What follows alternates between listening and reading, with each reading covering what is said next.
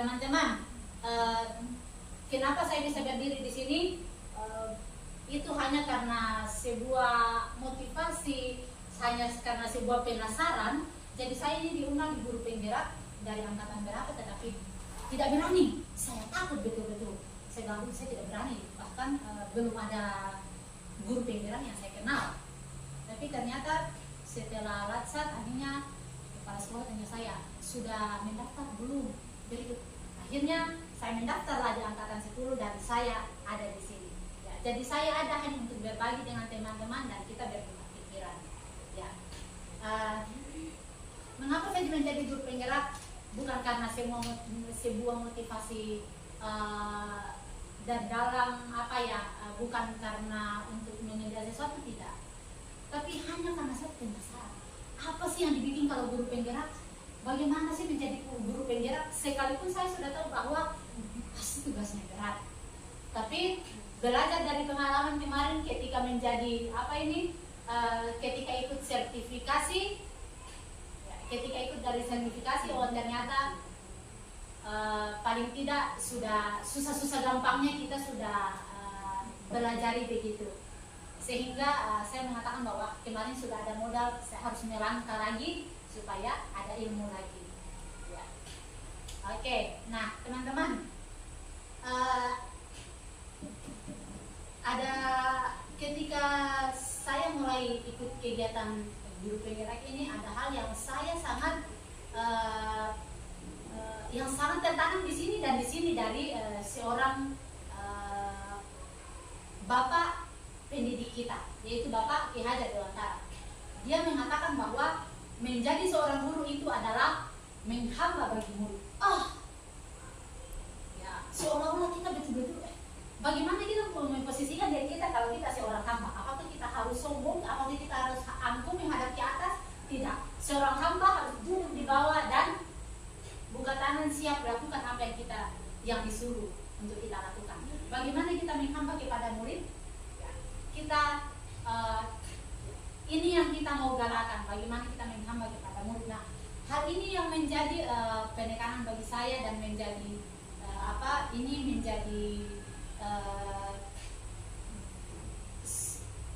boleh dikata ini adalah titik tolak saya.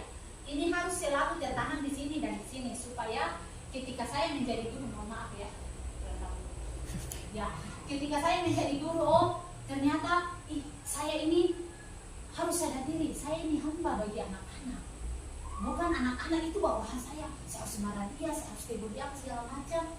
Ya. Bukan seperti itu, tetapi seorang guru itu adalah harus menghamba kepada murid. Ya. Nah, setelah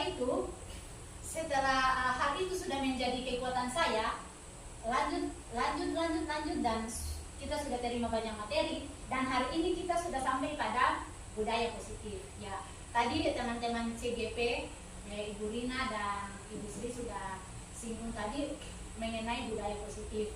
Saya yakin di sekolah kita sudah lakukan masing-masing budaya positif. Karena kita di sini semua guru ya. Iya, ada ibu kepala sekolah. Ya. Nah, budaya positif itu yang kita sudah lakukan di sekolah kira-kira apa saja teman-teman? Yang teman-teman sudah lakukan di sekolah budaya positif apa saja? Karena mungkin berbeda ya kalau kita di TK, karena kami di TK, kalau teman-temannya dari SMK dan dari SMP budaya positif apa-apa sih yang teman-teman lakukan di sekolah? Kalau kita, tapi mungkin biasanya sama ya, kalau macam salam, ucapkan salam kalau pagi datang disapa, mungkin itu semuanya sama-sama ya. Iya, hampir sama. Iya. Jadi saya pikir budaya positif ini bukan hal yang asing. Ini hanya teorinya saja. Jadi praktiknya itu sebenarnya kita sudah lakukan di sekolah masing-masing. Apalagi yang sudah lama menjadi guru, sudah puluhan tahun. Ya. Jadi budaya positif itu kita bisa lakukan baik mulai dari penyambutan sampai anak-anak pulang, banyak hal yang kita bisa lakukan ya. Untuk budaya positif banyak hal yang kita bisa terapkan. Nah, saya lanjut di motivasi. 3 motivasi perilaku manusia. Ya, tadi teman-teman sudah bahas. Apa saja sih motivasi perilaku manusia? Apa saja sih motivasi perilaku manusia? Ya. Apa yang kita inginkan ketika kita melakukan sesuatu? Yang pertama itu adalah untuk menghindari ketidaknyamanan atau untuk menghindari hukuman. Itu ya, tidak ada orang yang mau dihukum ya. Ya, terus untuk mendapatkan imbalan atau penghargaan dari orang lain. Apakah ini kita butuh? Kalau kita butuh melakukan sesuatu supaya kita mendapat imbalan atau pujian dari orang lain, kadang-kadang ya kita lakukan. Kadang-kadang kita lakukan supaya kita dapat Motivasi. pujian. Apa pujian itu perlu bagi manusia? Iya, untuk motivasi. Iya, perlu ya, tapi bukan itu yang akan bikin kita jatuh ya. Oke. Terus yang ketiga, untuk menjadi orang yang mereka inginkan dan menghargai diri sendiri dengan nilai-nilai yang mereka percaya. Oke. Nah, Ibu Guru yang saya banggakan, kira-kira untuk menjadi orang yang dihargai oleh orang lain,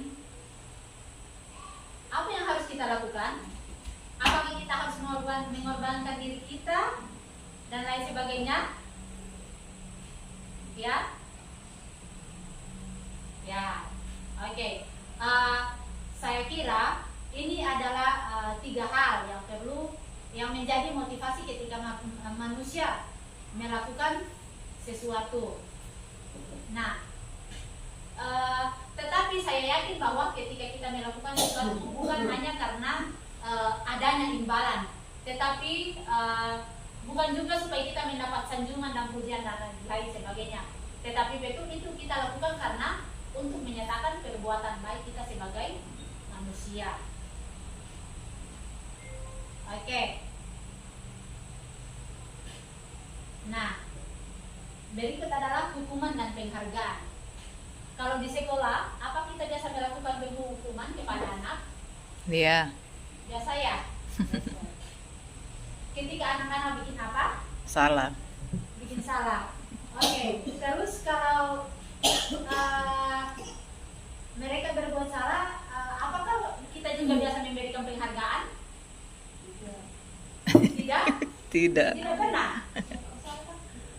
Oh ya? Kira-kira penghargaan seperti apa yang kenapa kita tidak bisa memberikan penghargaan? Atau saya bertanya dulu, saya balik pertanyaannya. Apakah penghargaan penting untuk anak-anak? Iya. Harus. Iya. Oh, iya ya. Kira-kira penghargaan seperti apa yang Ibu bisa berikan kalau macam anak-anak dapat juara, kalau anak-anak mungkin melakukan perbuatan baik, penghargaan seperti apa yang kita lakukan? Seharusnya kasih piagam supaya anak Karena sudah anak-anak besar jadi butuh pulsa. Kalau kami mereka dulu, iya, iya betul. Nah, iya. Selain itu apa lagi?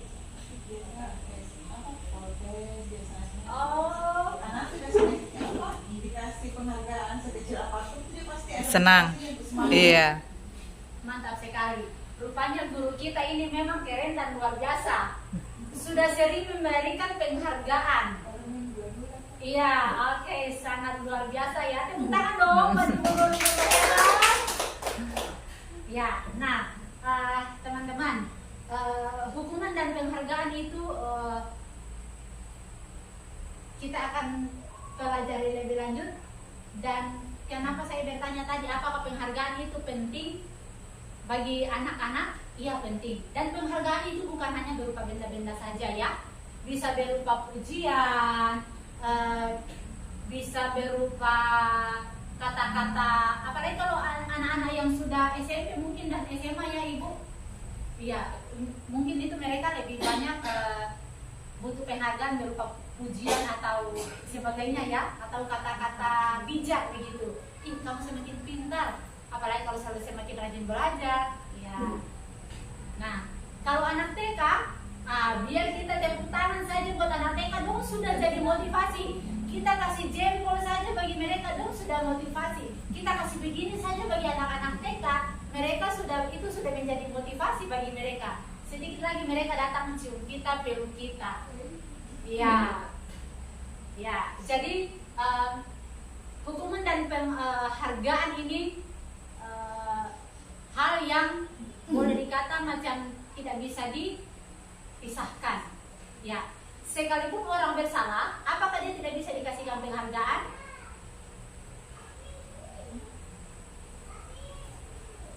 Bisa. Iya. Itu untuk apa, motivasi dia supaya dia tidak melakukan kesalahan lagi. Pujian Iya. contohnya. Paling tidak kita kasihkan. Iya. Sekalipun kamu sudah melakukan kesalahan, tapi bukan berarti kamu tidak bisa melakukan hal yang baik lagi. Ini kesalahan, berikut akan menjadi pengalaman berikut, sehingga berikut tidak ada lagi kesalahan, sehingga tidak ada lagi penghukuman. Ya, ya. Oke. Terus ya, materi selanjutnya itu mengenai keyakinan kelas. Saya kira hal ini sudah sangat berhubungan dengan guru ya, keyakinan kelas atau kesepakatan bersama.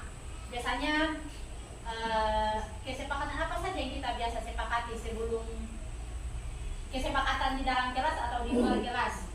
Mungkin pagi-pagi beri salam kepada ibu guru, berdoa sebelum belajar, apalagi ya, aturan-aturan di dalam kelas mungkin itu ya. Iya, piket. Kita ada kesepakatannya. Piket setiap hari. Piket setiap hari. Iya. Anak-anaknya.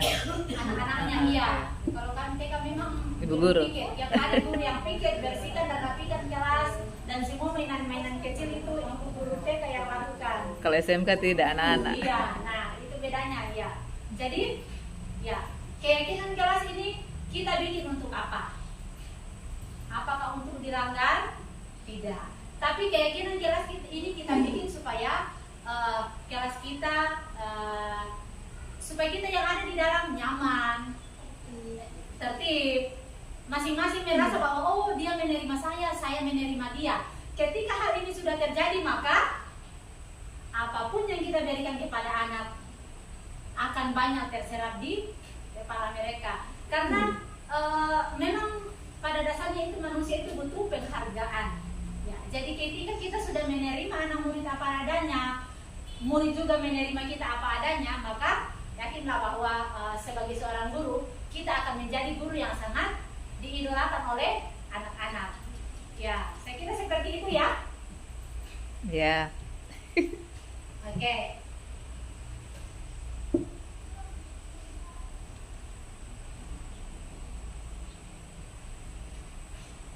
Ya, ini mengenai kebutuhan dasar manusia. Kebutuhan dasar manusia itu tadi seperti yang sudah dibahas oleh teman-teman. Kebutuhan manusia itu untuk apa? Untuk bertahan hidup. Kemudian manusia itu membutuhkan kebebasan. Ada yang tidak membutuhkan kebebasan? Ada? Semua mau bebas. Kemudian kasih sayang dan rasa diterima. Semua membutuhkan kasih sayang ya. Ada yang tidak butuh rasa kasih sayang? Ya. Kemudian kesenangan dan penguasaan. Penguasaan ini dalam hal seperti apa? Ya, mari kita pahami masing-masing penguasaannya dalam tanda petik. Nah, kalau hal ini kita sudah pahami,